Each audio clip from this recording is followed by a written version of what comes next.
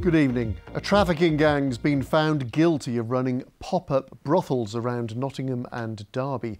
Their Hungarian victims were forced to work in the sex trade, in rented flats and even a city centre hotel. 30-year-old Jabba Jamor admitted trafficking and controlling prostitution. Today, 5 members of his extended family were convicted of some of the same offences. And Jamor's also been found guilty of holding a man as a domestic slave. Our social affairs correspondent Jeremy Ball reports. An adult website advertising women for sex in Nottingham, but these were the victims of trafficking, and it was happening in plain sight. The flat, all the commotion is above mine there, and it was just horrendous. There was noise up there all the time. It was waking everybody up.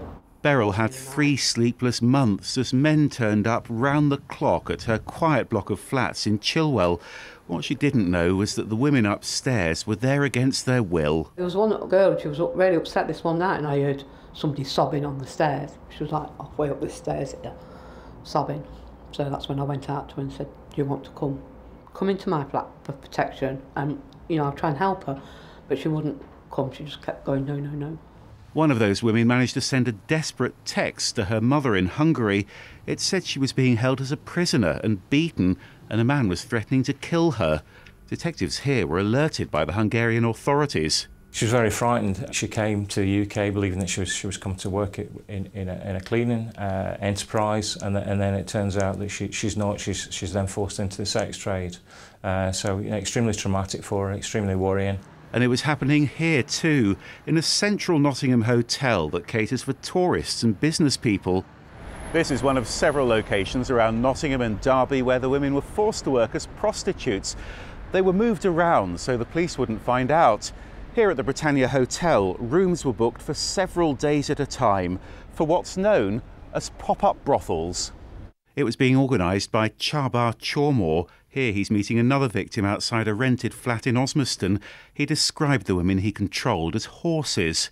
They were also moved around pop-up brothels in Normanton and here in Shelton Lock, where worried neighbours called the police after a door was kicked in.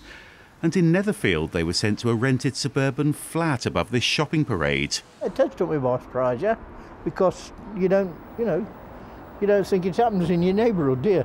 It's not a red light area, so yes, we were surprised, but at this day and age you don't know what's happening anywhere, do you? The police caught Jamor just after some of his victims were rescued. Here he's carrying smashed computers and phones which he then dumped in a skip.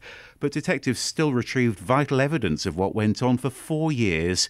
Jamor joked about making so much money that he could use velvet as toilet paper. The main thing is that the women, the men that are working in this trade, who are being coerced, who are being duped, who are being lied to, and who are being forced to by others, are being seriously exploited in order that they can gain. Several women who've been rescued are now safely back in Hungary, but detectives believe there could be many more. Jeremy Ball, BBC East Midlands Today.